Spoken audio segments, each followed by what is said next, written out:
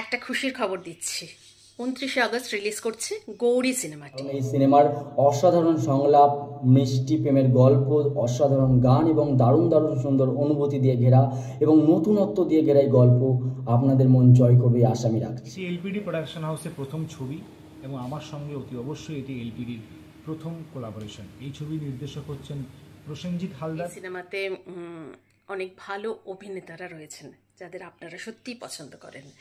পরাণদা, সঞ্জীবদা, বুদ্ধদেবদা, চন্দনদা, শতাক্ষী নন্দী, আর হ্যাঁ আমিও আছি ছোট্ট। এই ছবির আমি একটি গুরুত্বপূর্ণ চরিত্র অভিনয় করেছি।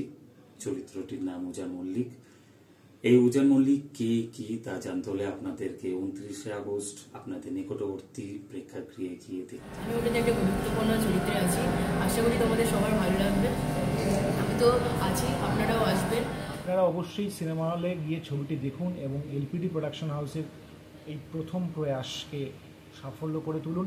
আমি নিশ্চিত ছবিটি দেখার পর আপনারা আশাহত হবেন না, কারণ ছবিটির বিষয়বস্তু এমনই দিক দেখার পর আপনারা ভাববেন, আপনারা কিছু নিয়ে বাড়ি ফিরবেন সিনেমা হল থেকে। সকলের কাছে শুভেচ্ছা প্রার্থনীয়।